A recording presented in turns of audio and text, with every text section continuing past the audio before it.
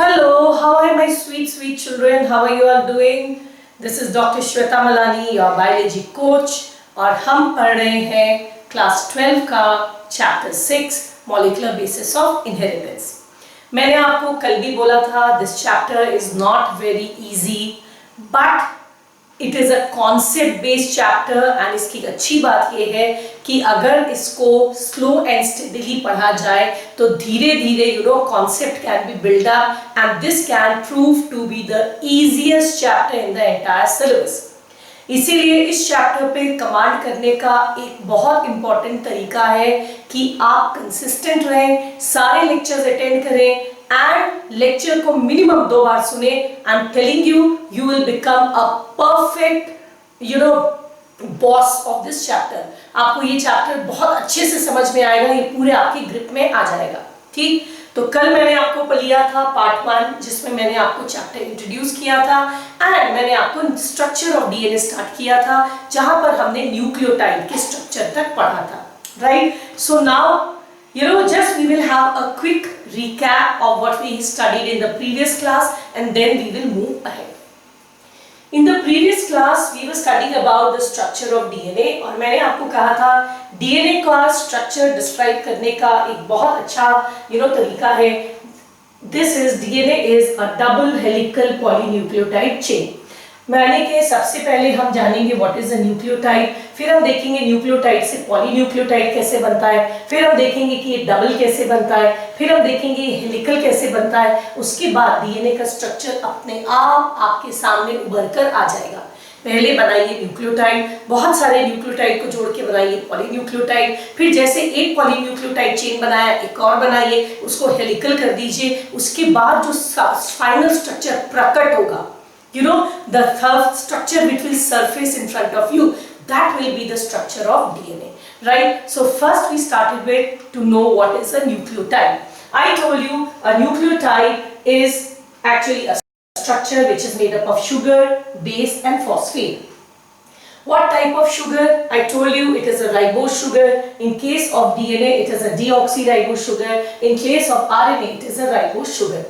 Right, to this sugar we have base attached which can be double ring, then we call it as purine. It can be single ring, then we call it as pyrimidine. Purine depending on the difference in the functional group, उसके side में जो functional group attached होते हैं ये change करते हैं, accordingly it can be adenine and guanine. Similarly pyrimidine can be called as cytosine and thymine. Just in case of RNA thymine is replaced by uracil. Sugar मैंने बता दिया, अब इसमें attached होता है आपका base। ठीक, उसके बाद let us have a quick view। कल मैंने आपको दिखाया था this is the sugar ribose sugar, this is the deoxyribose sugar, these are the 5 bases। हम सब पढ़ चुके हैं लास्ट क्लास में। आपको मैंने बताया था जब शुगर के साथ बेस अटैच करता है थ्रू अ ग्लाइकोसिडिक बॉन्ड, उसके बाद जो स्ट्रक्चर बनता है उस स्ट्रक्चर को हम कहते हैं न्यूक्लियोसाइड।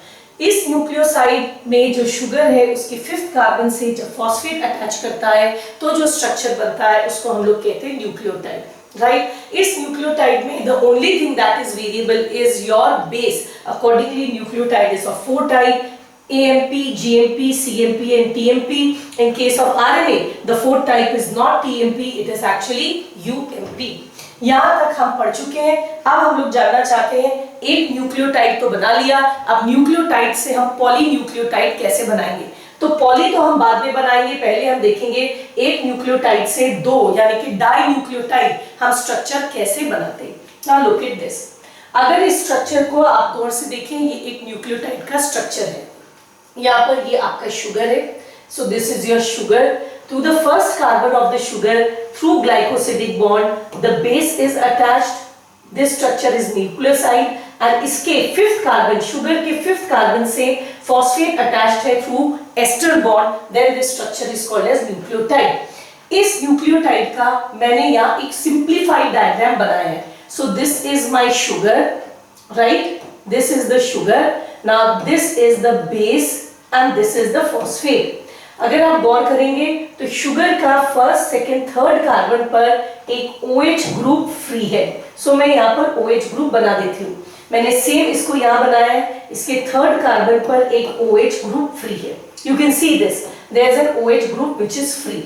Now what happens, दो न्यूक्लियोटाइड अगल बगल में आकर अरेंज हो जाते हैं। ये एक न्यूक्लियोटाइड है, ये एक और न्यूक्लियोटाइड है। ये दोनों न्यूक्लियोटाइड जब आपस में एस्टर बॉन्ड से जुड़ेंगे तब इससे बनेगा हमारा डाई न्यूक्लियोटाइड। कैसे जुड़ेंगे? जस्ट सी, ये जो आपके फिफ्थ कार्बन पे जो फॉस्फेट है, let me tell you once again, the fifth carbon पर जो फॉस्फेट है वो अपने आगे वाले न्यूक्लियोटाइड के थर्ड कार्बन के साथ जुड़ता है। This bond is called as phosphoester bond. This is called as phosphoester bond, right.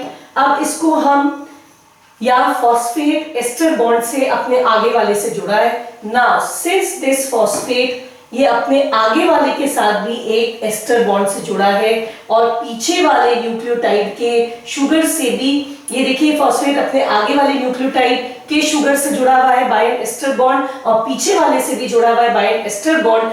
इन दोनों को जब हम मिलाकर बोलते हैं तो हम कहते हैं फॉस्फोडाइएस्टर बॉन्ड। तब हम लोग वर्ड यूज करते हैं फॉस्फोडाइएस्टर बॉन्ड। तो इस तरह से you can see every nucleotide का जो फिफ्थ कार्बन है उसका फॉस्फेट अपने आगे वाले न्यूक्लियोटाइड के थर्ड कार्बन के OH के साथ एस्टर बॉन्ड से जुड़ता है। तब जो रिजल्टेंट, ये जुड़ने के बाद ये जो रिजल्टेंट स्ट्रक्चर बनता है इसको हम कहते हैं dinucleotide. Now let us look into this figure as well. ठीक, यहां पर देखिए, you can very clearly see this is a sugar, right, this is a sugar. इसके फर्स्ट कार्बन से बेस अटैच्ड है एंड फिफ्थ कार्बन से phosphate group attached है। ये फॉस्फेट अपने आगे वाले न्यूक्लियोटाइड के थर्ड कार्बन के OH के साथ जुड़ा है बाय एन एस्टर बॉन्ड। ये रिजल्टेंट जो दो न्यूक्लियोटाइड स्ट्रैंड का जो रिजल्टेंट स्ट्रक्चर आपका तैयार होता है, this structure is called as a dinucleotide. इस तरह से दो न्यूक्लियोटाइड आपस में जुड़कर डाई न्यूक्लियोटाइड बनाते हैं। तो जब बहुत सारे न्यूक्लियोटाइड इसी सेम फेनोमेना से जब जुड़ते हैं तो इसको हम कहते हैं polynucleotide. Look at this diagram, you will be very clear. यहाँ देखिए, once again we will see how is this attachment actually going on. Here you can see there is a sugar, right? इस sugar के साथ यहाँ पर हमारा क्या attached है? So this is your sugar. Sugar के साथ यहाँ क्या अटैच्ड है? This is your base and this is the phosphate. ये फॉस्फेट अपने आगे वाले न्यूक्लियोटाइड के थर्ड कार्बन के OH के साथ जुड़ा हुआ है बाय एस्टर बॉन्ड। यहाँ एक एस्टर बॉन्ड है, यहाँ एक एस्टर बॉन्ड है, so this is called as diester bond. Similarly ये वाला जो न्यूक्लियोटाइड है इसका जो फिफ्थ कार्बन का फॉस्फेट है ये अपने आगे वाले न्यूक्लियोटाइड के थर्ड कार्बन के OH के साथ जुड़ा हुआ है बाय एस्टर बॉन्ड। सिमिलरली इसका वाला भी यहाँ जुड़ा है। इस तरह से जब न्यूक्लियोटाइड्स एक दूसरे के साथ जुड़ते चले जाते हैं with the help of this phosphoester bond, then the resultant structure is called as a polynucleotide chain, right? If you observe this diagram very carefully, अगर आप इस डायग्राम को बहुत केयरफुली ऑब्जर्व करते हैं तो आप एक चीज देखेंगे, this will be repeated again and again. What is that? इस डायग्राम में you have to notice one thing कि इसमें अरेंज कैसे है। यहां से मैं एक लाइन ड्रॉ कर रही हूं, right? I am drawing a line. This side of the line is made up of sugar and phosphate. You can see sugar and phosphate, sugar and phosphate, sugar and phosphate, sugar and phosphate.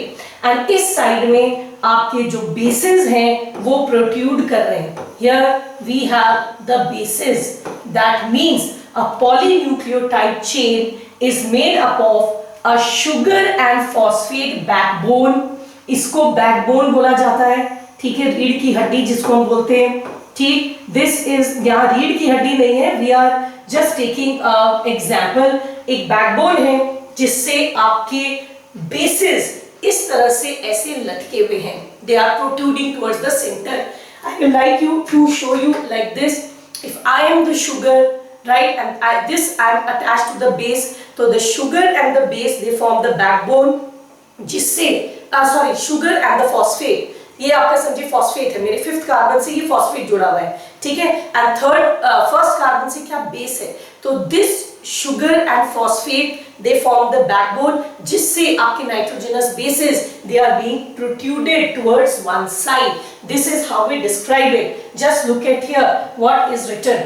यहाँ लिखा है more nucleotides they join to form a polynucleotide. बहुत सारे nucleotide आपस में जुड़कर एक polynucleotide बनाते हैं.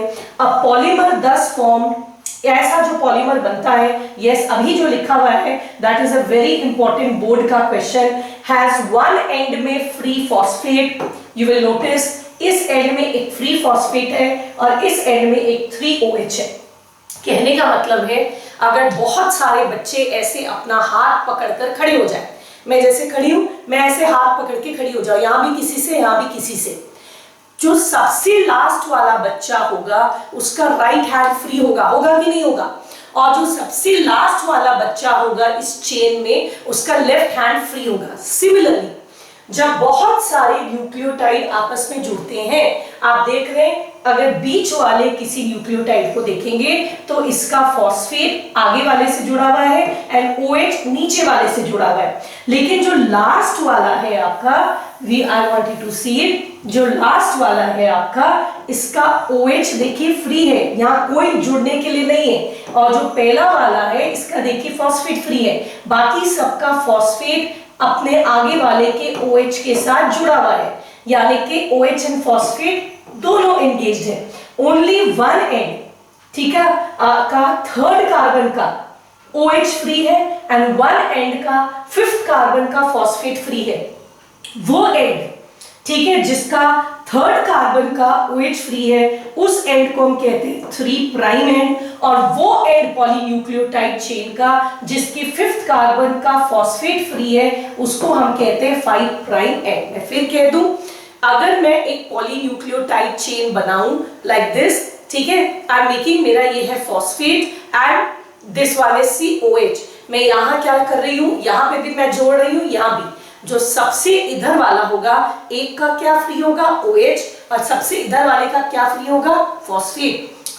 वो एंड जिसके थर्ड कार्बन का OH फ्री है, तो थर्ड का फ्री है ना, उस एंड को हम कहते हैं 3 प्राइम एंड, और वो एंड जिसके फिफ्थ कार्बन का फॉस्फेट फ्री है उसको हम कहते हैं 5 प्राइम एंड.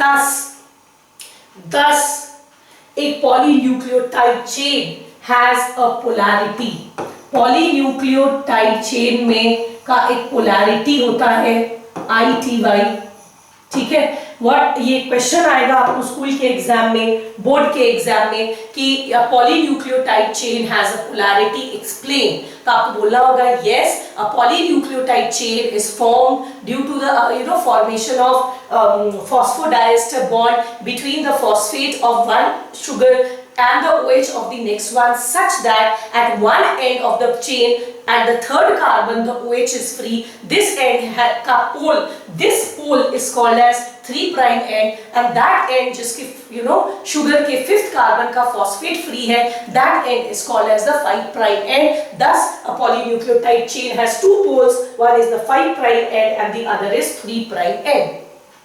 यहां तक तो ठीक है. This is very important. It will also come in your school exam and board exam, and it can also come in the medical. But something which will not come in your board exam or medical exam, but it is just an understanding based topic, is which I think you should know, is why do we call it as 5 prime and 3 prime end.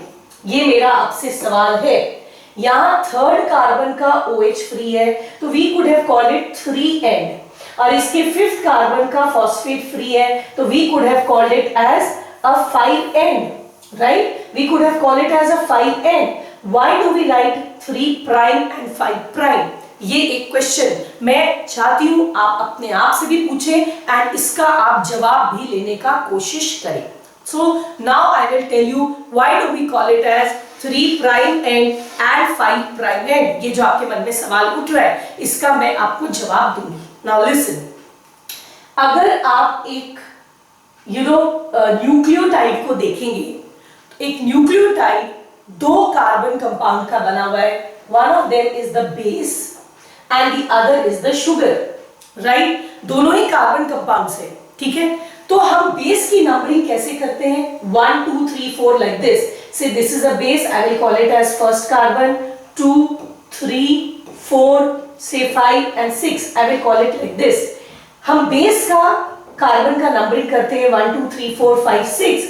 तो हम sugar का करते हैं as 1 prime, 2 prime, 3 prime, 4 prime and 5 prime.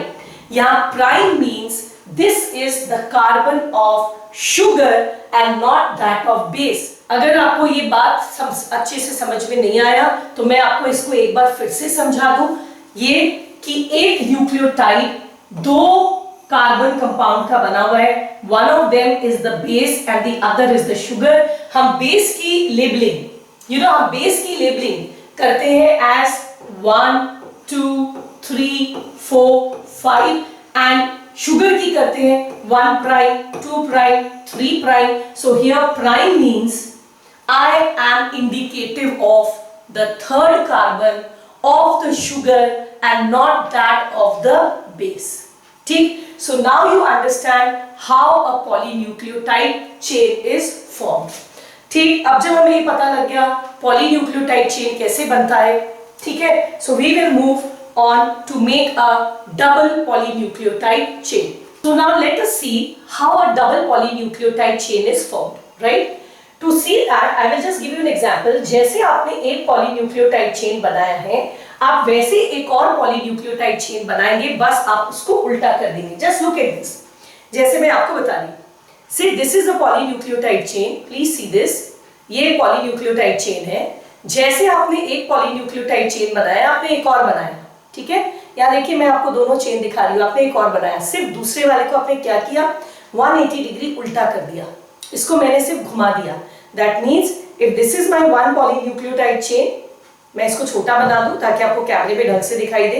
If this is my one polynucleotide chain and this is another polynucleotide chain, हम दो polynucleotide chain बनाते हैं लेकिन दूसरे वाले को केवल 180 डिग्री उल्टा कर देते हैं. That means we make them anti parallel. इसके लिए वर्ड यूज होता है आपका anti parallel. Now look at this from the diagram as well.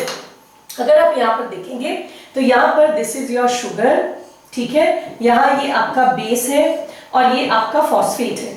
इस तरह से आपने एक पॉलीन्यूक्लियोटाइड चेन बनाया जिसकी पोलैरिटी क्या है, 5 प्राइम 3 प्राइम. आपने एक और बनाया, सिर्फ इसको उलट दिया, यानी कि 3 प्राइम को ऊपर ले आए, 5 प्राइम को नीचे आए. आप देखो अगर इसका शुगर ऐसे बना हुआ है बेटा, तो इसका शुगर देखिए ऐसे उल्टा बना हुआ है. अगर इसका फॉस्फेट ऊपर की तरफ है, इसका फॉस्फेट नीचे की तरफ है, सच दैट अगर इसके फ्री एंड में फॉस्फेट है तो इसके फ्री एंड में थर्ड कार्बन का OH है, such that they become anti-parallel to each other. मतलब अगर एक ऐसा है एक ऐसा है तो हम दूसरे वाले को सिर्फ पलट देते हैं, such that we have a double polynucleotide chain. आपको याद होगा मैंने आपको डीएनए के डेफिनेशन में क्या बताया था, DNA is a double helical polynucleotide chain. इसमें हमने न्यूक्लियोटाइड कैसे बनता है पढ़ लिया, पॉलीन्यूक्लियोटाइड कैसे बनता है पढ़ लिया, डबल कैसे बनाते हैं वो पढ़ लिया. अब केवल क्या बच गया है, इस डबल को हेलिकल कैसे करें, ओनली दैट इज लेफ्ट. मैंने आपको स्टार्टिंग में पढ़ाया था व्हाट इज अ न्यूक्लियोटाइड, फिर मैंने पढ़ाया न्यूक्लियोटाइड से डाइन्यूक्लियोटाइड कैसे बनता है, डाइन्यूक्लियोटाइड से पॉलीन्यूक्लियोटाइड कैसे बनता है. फिर जैसे आपने एक पॉलीन्यूक्लियोटाइड चेन बनाया, आप एक और बनाते हैं, that is a double polynucleotide chain, right? Sorry, you make a double polynucleotide chain and the moment you make a double polynucleotide chain, अब आपके पास क्या बच गया, डबल पॉलीन्यूक्लियोटाइड चेन बनाने के बाद अब आपको केवल हेलिकल करना बच गया, राइट? हम हेलिकल बाद में करेंगे, उससे पहले हम डबल पॉलीन्यूक्लियोटाइड चेन के बारे में कुछ चीजें जानेंगे. आप यहाँ पर एक चीज गौर करेंगे, ये जो डबल पॉलीन्यूक्लियोटाइड चेन है, इस दोनों चेन का बैकबोन अगर आप नोटिस करेंगे, दोनों का बैकबोन किसका बना हुआ है, शुगर एंड फॉस्फेट का बना है. You can see this is sugar, this is phosphate. You can see this is sugar, this is phosphate. दोनों का बैकबोन बना हुआ है शुगर एंड फॉस्फेट का, जिसमें बेसिस दोनों के अंदर की तरफ प्रोट्रूड कर रहे हैं. ये है मेरा शुगर एंड फॉस्फेट का backbone and this is my base. इस साइड में this is the sugar and phosphate का backbone and my base is coming like this, such that these bases they form pairs and this is called as base pairs. They form pairs and we call them as base pairs. ये जो base pairs है, in base pairing, ये base pairing specific है. इसको चार्गफ नाम के scientist ने बताया था that these base pairing are specific. Specific मतलब you will notice over here, I really want you to notice over here कि यहाँ पर जब भी थाइमीन होता है तो इसके बगल वाला base will always be adenine, और अगर एडेनिन होगा तो अगला वाला base will be thymine. That means thymine always pairs with adenine. और अगर आप एक और चीज यहाँ पर गौर करेंगे, so it forms double hydrogen bond. They pair with each other by a bond called as hydrogen bond, and thymine and adenine के बीच में जब भी हाइड्रोजन बॉन्ड होगा तो कितना हाइड्रोजन बॉन्ड होगा? डबल हाइड्रोजन बॉन्ड होगा। Now come here between guanine and cytosine. Guanine always pairs with cytosine. You can see here. अगर यहाँ guanine है तो यहाँ cytosine है, यहाँ cytosine है तो यहाँ guanine है, and दोनों के बीच में यहाँ पर कितना हाइड्रोजन बॉन्ड है? ट्रिपल हाइड्रोजन बॉन्ड है। ये बेस पेयरिंग ऐसा होता है, इसके बारे में डिस्क्रिप्शन हमें जिस साइंटिस्ट ने दिया था उनका नाम है ग्रिफिथ, सॉरी नॉट ग्रिफिथ, उनका नाम है चार्गफ, राइट। तो ऐसे में चार्गफ को याद करना बहुत जरूरी है, बट उससे पहले मैं आपको सिर्फ ये बात बताना चाहूंगी कि why is this base pairing so specific. Chargaff ने हमें ये बताया कि यहाँ base pairing A&T and C&G से थोड़ा और बड़ा है। उन्होंने कहा द बेस पेयरिंग में but there is a rule, and the rule is that a purine will always pair with a pyrimidine and vice versa। उन्होंने कहा प्यूरिन हमेशा पायरिमिडीन के साथ पेयर करेगा एंड वाइस वर्सा, मतलब अगर यहाँ प्यूरिन है तो यहाँ पायरिमिडीन होगा, और अगर यहाँ पायरिमिडीन है तो यहाँ प्यूरिन ही होगा। This base pairing Chargaff told us it is very specific. ठीक, मैं चार्गफ नाम के साइंटिस्ट के बारे में बता रही हूँ। उन्होंने ये बताया कि जब हम डबल पॉलीन्यूक्लियोटाइड चेन बनाते हैं तो ये चेन तो आपस में एंटी पैरेलल है, सच दैट बैकबोन किसका बना होता है? शुगर एंड फॉस्फेट का, और बेस ऐसे निकला हुआ है। यहाँ पर भी क्या है? It is made up of sugar and phosphate, base ऐसे निकला है, तो बेस यहाँ पर पेयर बनाते हैं। ये जो बेस पेयरिंग है ये काफी स्पेसिफिक है। स्पेसिफिक मतलब एकदम 100% है कि अगर यहाँ एक प्यूरिन है तो यहाँ पायरिमिडीन होगा, यहाँ पायरिमिडीन है तो यहाँ प्यूरिन होगा। व्हाई? अब सवाल उठता है ये बेस पेयरिंग स्पेसिफिक क्यों है? ये बेस पेयरिंग स्पेसिफिक चार्गफ ने किया नहीं था। चार्गफ ने नहीं सोचा कि नहीं मैं तो यहाँ प्यूरिन को पिरिमिडीन से पेयर करूंगा। नेचर में डीएनए पहले से प्रेजेंट है, हम तो केवल खोज रहे हैं कि डीएनए का स्ट्रक्चर कैसा है। मैं फिर बता दूं, डीएनए का स्ट्रक्चर हमने नहीं बनाया है, भगवान ने बनाया है या नेचर ने बनाया है, आप जिसको भी माने। हम तो केवल जानने की कोशिश कर रहे हैं कि ये डीएनए का स्ट्रक्चर कैसा बना है। तो चार्गफ ने इसे खोजा, चार्गफ ने इसे बनाया नहीं। जब चार्गफ डीएनए का स्ट्रक्चर पढ़ रहे थे तो उन्होंने नोटिस किया कि यहाँ का जो एक पॉलीन्यूक्लियोटाइड चेन है और यहाँ का जो पॉलीन्यूक्लियोटाइड चेन है, इनके बेसिस की पेयरिंग कैसी होती है? स्पेसिफिक होती है, such that a purine will always pair with pyrimidine. इसका लॉजिक क्या है? लुक एट दिस डायग्राम, ठीक। एंड उसके बाद मैं खुद यहाँ पर कुछ डायग्राम बनाऊंगी आपको समझाने के लिए।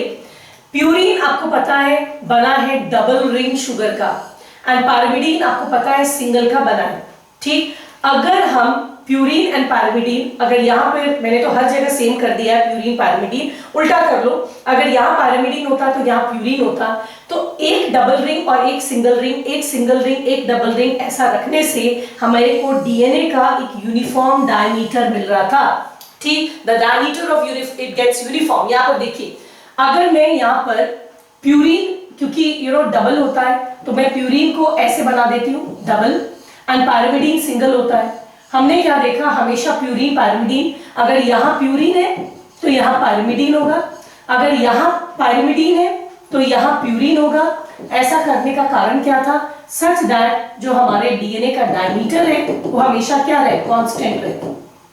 अगर हमने ऐसा कोई नियम नहीं रखा होता, हमने कहा था भाई जिसको जिससे पेयर करना है कर लो, मतलब प्यूरिन प्यूरिन से कर लो, चाहे जिसकी मर्जी, चाहे पायरिमिडीन पायरिमिडीन से कर लो, चाहे प्यूरिन पायरिमिडीन से कर लो, जिसकी जो मर्जी आप ऐसे कर लो। अगर हमने ऐसा किया होता तो देखिए हमारा डीएनए कैसा होता।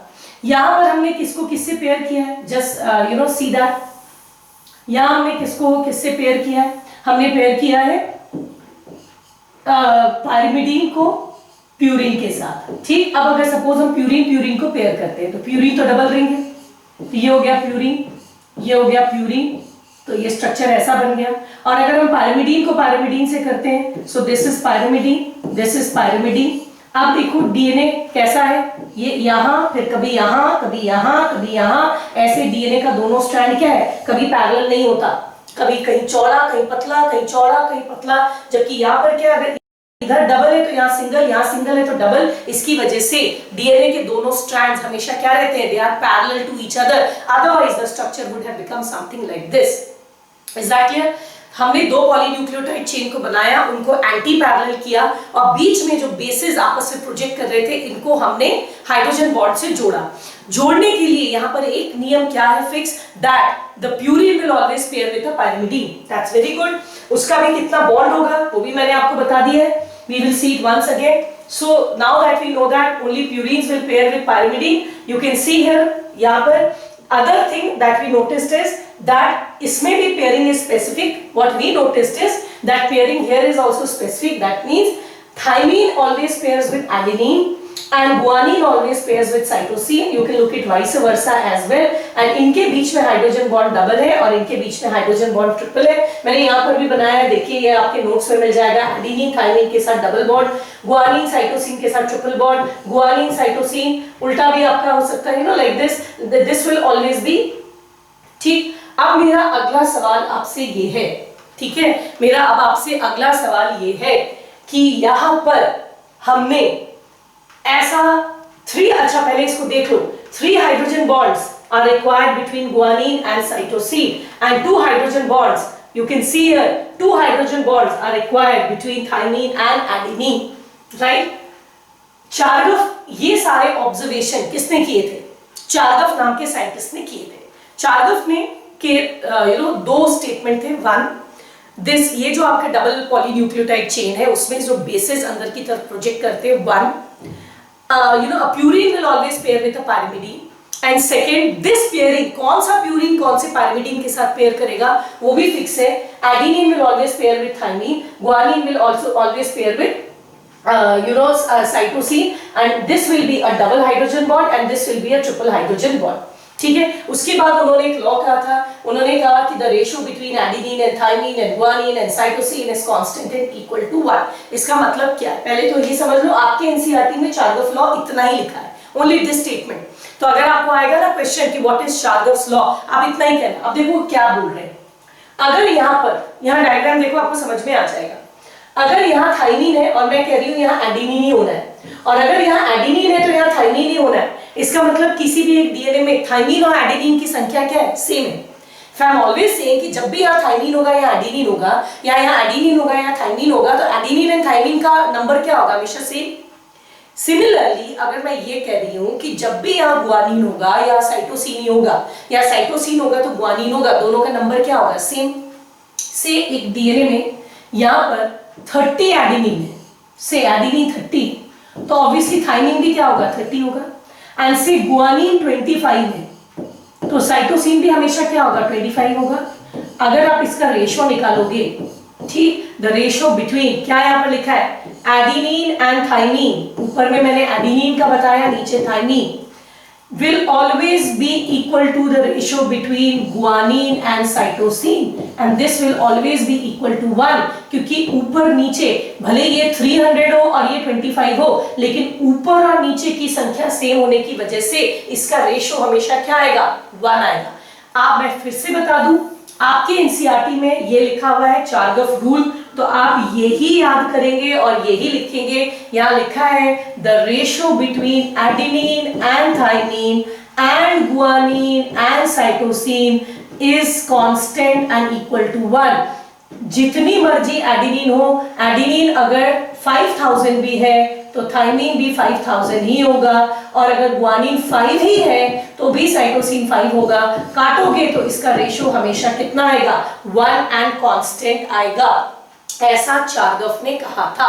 एक बार फिर से देख लें, यहाँ डायग्राम देखिए, मैंने आपको बताया था डीएनए एक डबल पॉलीन्यूक्लियोटाइड चेन का बना हुआ है, जिसका बैकबोन बना हुआ है शुगर एंड फॉस्फेट का, बेसेस अंदर की तरफ प्रोट्रूड करते हैं, ये बेसेस आपस में हाइड्रोजन बॉन्ड से जुड़े हुए हैं, इनके ये बेस पेयर बनाते हैं। इनकी पेयरिंग के रूल्स किसने डिसाइफर किए थे? चार्गफ नाम के साइंटिस्ट ने। उन्होंने क्या बताया? यहाँ अगर प्यूरिन होगा तो यहाँ pyrimidine and vice versa. Secondly, this pairing is also very specific. The thymine always pairs with adenine by double hydrogen bond, guanine with cytosine by triple hydrogen bond, such that the ratio between adenine and thymine and guanine and cytosine will always be equal to 1 and constant.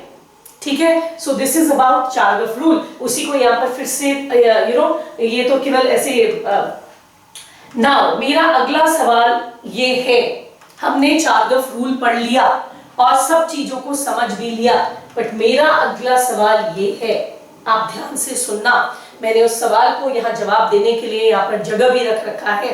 मेरा आपसे अगला सवाल clear cut ये है कि हमें ये logic तो समझ में आता है कि यहाँ जब भी प्यूरिन होगा तो वहां पायरिमिडीन होगा, ठीक है। अगर यहाँ प्यूरिन है तो यहाँ पायरिमिडीन होगा, और अगर यहाँ पायरिमिडीन है तो यहाँ प्यूरिन होगा। ये लॉजिक तो हमें समझ में आता है ताकि इसका डायमीटर कांस्टेंट रहे। लेकिन एडेनिन हमेशा थाइमीन के साथ ही करेगा, गुआनिन साइटोसिन के साथ ही करेगा। ऐसा क्यों भाई? एडेनिन क्यों नहीं साइटोसिन के साथ भी कर लेता? आखिर हमें तो एक डबल रिंग और सिंगल रिंग चाहिए ना। Like this is a double ring, this is a double ring and this is a single ring. I want a double and a single. So why is it that thymine and adenine को fix कर दिया गया? क्यों ऐसा नहीं है कि adenine thiamine के साथ भी कर सकता है एंड साइटोसिन के साथ भी कर सकता है? आई होप आपको मेरा ये सवाल समझ में आ रहा है। तो मैं उसका कारण बता दूं। नेचर हमेशा एक ऐसा फॉर्मूला लेकर आती है जो फॉर्मूला स्टेबिलिटी देता है एंड चीजों को सिंप्लीफाई करता है। याद रखना, nature always goes for a very simple model. मैं हमेशा कहती हूं लाइफ की ब्यूटी ये है कि such a complicated structure is made on very simple formula. The thing is, हमें ये मेरा एक डीएनए का स्ट्रैंड है और इस डीएनए में मेरे कौन से न्यूक्लियोटाइड है मुझे पता है। यहाँ एडेनिन है, यहाँ थाइमीन है, या साइटोसिन है, या गुआनिन है। अगर हमने बेस पेयरिंग स्पेसिफिक नहीं किया होता तो क्या होता? यहां एडेनिन के साथ थाइमीन भी आ सकता था और साइटोसिन भी। थाइमीन के साथ यहां एडेनिन भी आ सकता था, गुआनिन भी। साइटोसिन के साथ यहां एडेनिन भी आ सकता था एंड गुआनिन भी। एंड गुआनिन के साथ यहां थाइमीन भी आ सकता था, साइटोसिन। अगर हमने ऐसा रखा होता तो एक डीएनए के स्ट्रक्चर को जानते हुए हम कभी भी उसके सेकेंड स्ट्रैंड ऑफ डीएनए का स्ट्रक्चर प्रेडिक्ट नहीं कर पाते। इससे डीएनए का स्ट्रक्चर बहुत कॉम्प्लिकेट कर जाता। मतलब ए के साथ हम प्रेडिक्ट नहीं कर सकते थे कि ए के साथ अब टी होगा कि सी होगा, टी के साथ ए होगा कि जी होगा, राइट। इससे हमारा कॉम्प्लिकेशन बढ़ता। कैसे? अब हमने यहाँ पर क्या कर दिया, फिक्स कर दिया ए के साथ टी ही होगा। तो इसका एक बहुत बड़ा एडवांटेज क्या है कि अगर आपका एक डीएनए स्ट्रैंड के न्यूक्लियोटाइड सीक्वेंस आपको पता है तो आप दूसरे डीएनए के न्यूक्लियोटाइड सीक्वेंस को अपने आप प्रेडिक्ट कर सकते हैं। दैट मीन्स अगर यहाँ एडेनिन है तो आप आराम से प्रेडिक्ट कर सकते हैं कि यहाँ थाइमीन होगा, यहाँ थाइमीन है तो एडेनिन होगा, साइटोसिन है तो गुआनिन होगा, गुआनिन है तो साइटोसिन होगा। दैट मीन्स एक डीएनए के स्ट्रैंड पर दूसरे डीएनए के स्ट्रैंड के स्ट्रक्चर को बता देना काफी आसान हो गया। आप बोलोगे मैम इसका क्या फायदा? इसका ये फायदा है, जब भी डीएनए रेप्लिकेट करता है, राइट, जब डीएनए रेप्लिकेट करता है तो इसके दोनों स्ट्रैंड टेम्पलेट का काम करते हैं। टेम्पलेट मतलब जिसके ऊपर नया डीएनए बनेगा, ठीक है, वो आपका बेस का काम करता है। देखो, अगर मेरा यहाँ पर न्यूक्लियोटाइड सीक्वेंस है ATCG और इसका है TAGC, ऑब्वियसली क्योंकि बेस पेयरिंग हमने स्पेसिफिक कर दिया। अब दोनों डीएनए अलग हो गए एक नया डीएनए बनाने के लिए। इसमें क्या लिखा है ATCG, इसमें क्या लिखा है TAGC। ये अपना कॉम्प्लीमेंट्री आराम से बना सकता है क्योंकि इसको पता है अगर यहाँ A है तो यहाँ कॉम्प्लीमेंट्री में क्या आएगा, T ही आएगा, A ही आएगा, G आएगा, C। अगर ये अपना कॉम्प्लीमेंट्री बना ले A, T, C and G, तो आप देखिए एक डीएनए से दो आइडेंटिकल डीएनए आपके तैयार हो गए। देखिए एक डीएनए से दो आइडेंटिकल डीएनए तैयार हो गए, हम दोनों डीएनए को यूज कर सकते हैं, अलग करके बोलेंगे अपना अपना कॉम्प्लीमेंट्री बना लो, इससे एक से दो डीएनए आराम से बन जाएगा। अगर ये प्लान नहीं होता, कोई भी किसी के साथ पेयर करता, तो ये बेचारा कंफ्यूज होता है, यहाँ टी डाले कि सी डाले। तो डीएनए से डीएनए बनाने का प्रोसेस बहुत कॉम्प्लिकेटेड हो जाता है, लेकिन यहाँ स्पेसिफिक बेस पेयरिंग कर देने का इतना बड़ा फायदा है कि आप दोनों डीएनए के स्ट्रैंड को टेम्पलेट बना सकते हैं, अलग कर दो, आपको मालूम है ये कॉम्प्लीमेंट्री पेयरिंग ही करेगा, दोनों अपना अपना जब कॉम्प्लीमेंट्री बना देंगे तो एक से दो डीएनए ऐसे चुटकियों में आपका बन जाएगा। Is that clear? So the base pairing is very specific. So now I have come to this point that एक हम बेस पेयरिंग की बात पे अब आ गए। मैंने आपको अभी तक क्या बताया, ये पॉलीन्यूक्लियोटाइड चेन दो होते हैं, एंटी पैरेलल होते हैं, इनका बैकबोन बना हुआ होता है शुगर एंड फॉस्फेट का, एंड बेस अंदर की तरफ प्रोट्रूड करते हैं। ये बेस की पेयरिंग कैसे होगी, ये बेस पेयर करते हैं बाय हाइड्रोजन बॉन्ड, इसकी पेयरिंग कैसे होगी इसको चार्गफ नाम के साइंटिस्ट ने बताया था। उन्होंने बताया यहाँ अगर एक प्यूरीन है तो यहाँ पायरिमिडीन ही होगा and vice versa. And secondly उन्होंने कहा ये पेयरिंग भी स्पेसिफिक है, गुआनिन एंड साइटोसिन ही आपस में पेयर करते हैं bye triple hydrogen bond, and thymine and adenine he pair करते हैं बाय डबल हाइड्रोजन बॉन्ड। आप देख रहे हो बेटा, हम बहुत स्लो रिपीट करके आपको बता रहे हैं ताकि कहीं आपको कोई कंफ्यूजन नहीं हो एंड आपका कॉन्सेप्ट बहुत अच्छे से ग्रेजुअली आपका बिल्डअप हो, राइट। सो ये जो बेस पेयरिंग है, मैं यहां पर आपको एक चीज बताना चाहूंगी। आपको याद होगा मैंने पिछले लेक्चर में बताया था what is the length of से ह्यूमन का जो हैप्लॉइड नंबर ऑफ डीएनए है उसमें कितने बेस मतलब न्यूक्लियोटाइड का बना है। आपने नोटिस किया होगा वहां मैंने न्यूक्लियोटाइड नहीं लिखा था, वहां मैंने लिखा था base pair. Now why do we write base pair, मैं आपको बता दूं डीएनए का लेंथ बेस पेयर्स पर लिखा जाता है, जिसको हम लोग बीपी भी लिखते हैं शॉर्ट में, बेस पेयर्स के हिसाब से लिखा जाता है। क्यों मैं आपको बता दूं, नाउ कम हियर, ये आपको बताए कि मैं जानना चाहती हूं मेरा डीएनए कितना लंबा है, ठीक। तो डीएनए न्यूक्लियोटाइड का बना है तो हम न्यूक्लियोटाइड की गिनती से बताते हैं भाई ह्यूमन बीइंग में 3 × 10⁻⁹ बेस पेयर्स का बना है, ठीक। हम कहते हैं 3 × 10⁻⁹ बेस पेयर्स का बना है, ठीक। बेस पेयर क्यों बोलते हैं, क्योंकि अगर यहां पर 3 × 10⁻⁹ बेसिस हैं तो यहां पर भी 3 × 10⁻⁷ बेसिस, क्योंकि बीच में बेसिस पेयर बना रहे, राइट। तो हम न्यूक्लियोटाइड पेयर नहीं बोलकर नॉर्मली बेस पेयर बोलते हैं, ये बाय कन्वेंशन है। कन्वेंशन मतलब परंपरागत, ये ऐसा साइंटिफिक वर्ल्ड में चला आ रहा है कि डीएनए के लेंथ हम न्यूक्लियोटाइड के टर्म्स में नहीं बोलते कि टोटल कितने न्यूक्लियोटाइड है, 1 2 3 4, ना हम न्यूक्लियोटाइड पेयर बोलते हैं। देखो यहाँ 4 पेयर ऑफ न्यूक्लियोटाइड है, हम कहते हैं बेस पेयर कितने हैं, क्योंकि जितने बेस पेयर होंगे उतने ही न्यूक्लियोटाइड पेयर्स होंगे, उतने ही न्यूक्लियोटाइड होंगे। तो आपको याद होगा मैंने कहा था बैक्टीरियोफेज लैम्डा का इतना बेस पेयर लंबा डीएनए है, ह्यूमन का इतना बेस पेयर है। मैं बार बार वहां पर वर्ड बेस पेयर यूज कर रही थी to predict the length of the DNA. Why? Because DNA कभी सिंगल स्ट्रैंडेड नहीं होता, ये डबल स्ट्रैंडेड होता है, और डबल स्ट्रैंडेड होता है because of pairing of basis, and these basis को हम काउंट करते हैं एंड उसी से हम डीएनए का लेंथ बताते हैं। Is that clear? ठीक।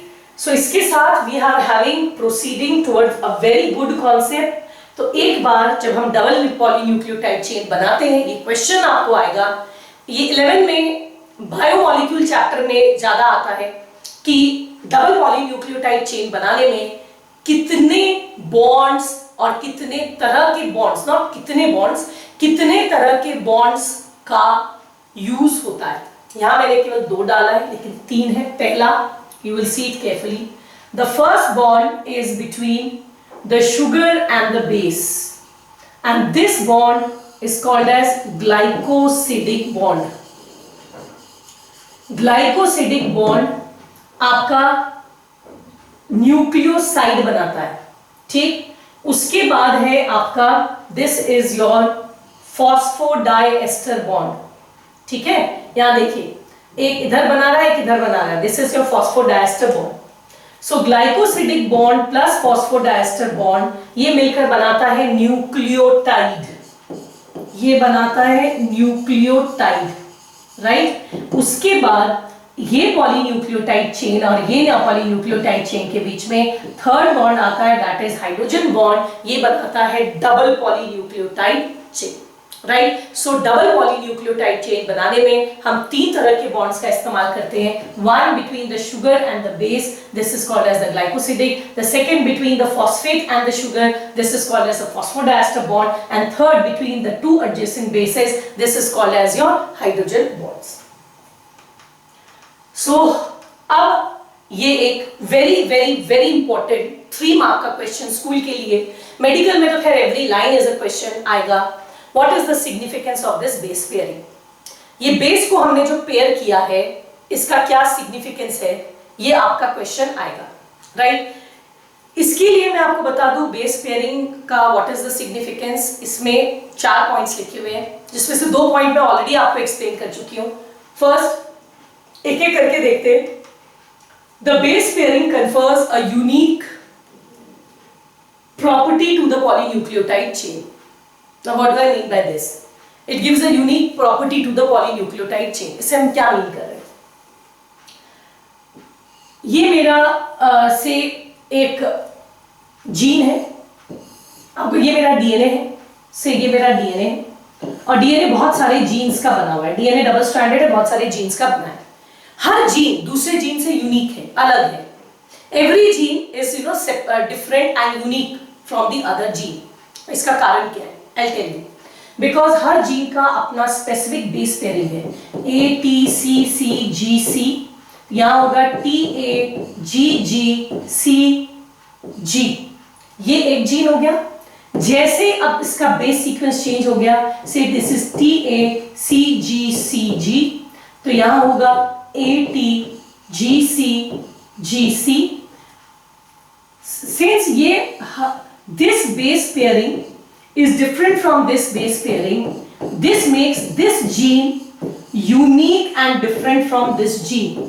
Similarly, एक ऑर्गेनिज्म से मैं ह्यूमन बीइंग हूं, ह्यूमन बीइंग का डीएनए यूनिक है और मे बी ये मंकी से अलग है, ठीक है, ये मे बी मंकी, ये मे बी कैट से अलग है। Why? Because we all have our own unique base pairing. ये बेसिस का सीक्वेंस हर जीन का यूनिक होता है, तो ऑब्वियसली अगर बेस का सीक्वेंस यूनिक होगा तो उसकी पेयरिंग का सीक्वेंस भी क्या होगा? यूनिक होगा। एंड अगर ये बेस पेयरिंग मतलब that is what makes every gene unique and it makes every individual unique, right. So this is the first significance of this base pairing. Second आपका लिखा है एनसीईआरटी में, the strands are complementary to each other, therefore if sequence of one is known, the sequence of the other can be known। जो भी मैं आपको तब से पढ़ा रही हूं, क्योंकि इनकी पेयरिंग स्पेसिफिक है, तो अगर आपको एक स्ट्रैंड का सीक्वेंस मालूम है तो आप दूसरे का ऑटोमेटिकली प्रेडिक्ट कर सकते हैं, जिसकी वजह से so that is the second. अगर एक का आपको मालूम है AAC है, आप दूसरे का प्रेडिक्ट कर सकते हैं, it must be TT and G, right. So this is the second significance. Third मैं बता चुकी हूं, अगर आप दोनों को एज अ टेम्पलेट इस्तेमाल कर सकते हैं, आप दोनों को अलग कर दो और दोनों पर कॉम्प्लीमेंट्री बना दो, तो आप 1 से 2 आइडेंटिकल डीएनए आराम से बना सकते हैं। देखिए वहां पर ये दोनों डीएनए आपके आइडेंटिकल बने कि नहीं बने? आपका एक डीएनए है जिसमें TAG है, तो इसमें क्या होगा? ATC, दोनों को अलग कर दो, this is tag, this is ATC, इनकी कॉम्प्लीमेंट्री बना लो, तो इसकी कॉम्प्लीमेंट्री क्या बनेगी? This will B ATC, this will B TAG। इस तरह से आपने 1 से 2 आइडेंटिकल डीएनए बना लिए, right. So this is very very important. Third point हो गया। एंड फोर्थ है, बिकॉज ऑफ दिस जो genetic implications of structure of DNA became very clear. DNA को समझना आसान हो गया इसी की वजह से। क्यों? क्योंकि अगर एक का हमें मालूम है तो हम दूसरे का आराम से प्रेडिक्ट कर पाते हैं, इसीलिए हमारा डीएनए पर काम करना आसान हो गया, ठीक। सो एक क्वेश्चन हम आपको पूछ रहे हैं, इतने देर से जो बेस पेयरिंग पढ़ा रहे हैं, इसमें एक सिंपल सा क्वेश्चन हम आपको दे रहे हैं। If there is 30% of adenine अगर एक डीएनए है आपका और उसमें हम आपको बता रहे हैं कि एडेनिन 30% है, ये मेरा एक डीएनए है और मैं आपको बता रही हूँ इसमें एडेनिन अगर 30% है तो साइटोसिन कितना होगा, ये हम आपसे सवाल कर रहे हैं। If adenine I have given you is 30%, how much will be the cytosine? This is the question I ask you. I give you 1 minute या 30-second time to solve it. मैं यहाँ पर 2 मिनट वेट कर रही हूँ। I just want to see you. अगर आपने यहाँ तक का लेक्चर देखा है, can you solve it? Right? हाँ, so मैं भी तैयारी कर लूँ इसका जवाब देने के लिए। Yes, इसको हम सॉल्व करेंगे चार्गफ रूल से। चार्गफ क्या बोलता है, जितना एडेनिन होगा उतना ही थाइमिन होगा, एडेनिन एंड थाइमिन बराबर होगा, और जितना गुआनिन होगा साइटोसिन भी उतना ही होगा। तो अगर एडेनिन 30% है तो जाहिर सी बात है थाइमिन कितना होगा 30%, ये दोनों मिलाकर कितना हो गया 60%। इसका मतलब गुआनिन एंड साइटोसिन मिलाकर कितने परसेंट है 40%। ठीक ना, 40 अगर गुआनिन एंड साइटोसिन मिलकर 40% है, दोनों बराबर है, तो इंडिविजुअली राइट गुआनिन कितना परसेंट होगा 20%, साइटोसिन कितना होगा 20%। अब यहाँ पूछा किसका है साइटोसिन का, तो साइटोसिन कितना होगा 20%। चलिए देखिए, मैंने अगले पेज में इसको सॉल्व भी किया है। There will be 20%, अगर एडेनिन 30% है तो थाइमिन भी 30% होगा, तो डेफिनेटली उस केस में गुआनिन एंड साइटोसिन 20% पाए जाएंगे। Therefore, the right answer is 20%. हो, so finally हम कहाँ तक पहुंच गए, हम पहुंच गए to this part that हमने डीएनए का सबसे पहले पिछले क्लास में न्यूक्लियोटाइड बनाया, फिर हमने क्या बनाया, हमने बनाया पॉलीन्यूक्लियोटाइड। अब हमने क्या किया, उसको डबल कर लिया। अब लास्ट में केवल क्या बच गया है, how to make it helical. इसको हेलिकल कैसे बनाएं, that is something which is left. ठीक, जैसे ही हम इसको हेलिकल बना लेंगे हमारा डीएनए का स्ट्रक्चर कंप्लीट हो जाएगा। राइट, यहां तक आई होप आपको अच्छे से क्लियर हो गया है। प्लीज अगेन एज आई से अच्छे से पढ़िए, अच्छे से रिवाइज करिए, एक listen to the video twice. ज्यादा नहीं पढ़ाती हूं मैं एक क्लास में, बहुत थोड़ा पढ़ाती हूं। इतने को आप बार बार 2 बार कम से कम सुनिए, कॉपी लेकर बैठिए और उसमें आप वीडियो को पॉज कर करके लिख लिख कर याद कर लीजिए। अगर आपका इतना हो गया राइट, तो नेक्स्ट क्लास में in my next lecture please be prepared with video 1 and 2. In my next lecture we will find out how to make it helical, final DNA का स्ट्रक्चर हमारा कैसा बनेगा, इसको फाइनल करेंगे। एंड अभी तक जितना भी पढ़ाया है उसको एनसीईआरटी में एक बार रीडिंग करेंगे और एनसीईआरटी के मार्जिन में जितने क्वेश्चंस बनते हैं इस टॉपिक के उन सारे क्वेश्चंस को हम पढ़ेंगे, लिख लेंगे एंड एनसीईआरटी में मार्क कर लेंगे। याद रखना बेटा, ये एक ऐसा चैप्टर है, ये क्योंकि कॉन्सेप्ट बेस्ड चैप्टर है राइट, तो every line is a part of this concept, bigger concept. इसमें हम केवल कॉन्सेप्ट डिस्कस करते हैं, तो हर लाइन एक बड़े कॉन्सेप्ट का पोर्शन है, इसलिए हर लाइन एक इंपॉर्टेंट क्वेश्चन है। हर लाइन, ये इकलौता ऐसा चैप्टर है जिसमें मुझे कोई इंपॉर्टेंट क्वेश्चन नहीं समझ में आता क्योंकि मुझे हर लाइन में क्वेश्चन दिखता है। तो अगले क्लास में इसको डबल से हम हेलिकल बनाएंगे, कंप्लीट करेंगे इतना कि डीएनए का स्ट्रक्चर हम कंप्लीट करेंगे, फिर हम एनसीईआरटी में जाएंगे। एनसीईआरटी में कहाँ तक हमने पढ़ा है उसको हम पूरी रीडिंग करेंगे। हाँ, डीएनए एंड आरएनए का डिफरेंस भी देखेंगे। उसके बाद उसके मार्जिन में जितने क्वेश्चंस बनते हैं उसको लिखकर एनसीईआरटी में उसको हम मार्क कर देंगे, so that you are really full and final structure of DNA के साथ, both for your board exam and medical. मैं चाहती हूँ आप बोर्ड में भी फुल मार्क्स आए एंड मेडिकल में भी आपके सारे क्वेश्चंस आपके सॉल्व हो जाए। Right, so with that note and that spirit कि आप पढ़ेंगे और यहाँ तक की पढ़ाई को थरल करेंगे, आई बिड यू गुड बाय। मैं हमेशा जैसे कहती हूँ, प्लीज खुश रहिए, मस्त रहिए एंड पढ़ते रहिए। Will meet again very soon, till then goodbye and good luck.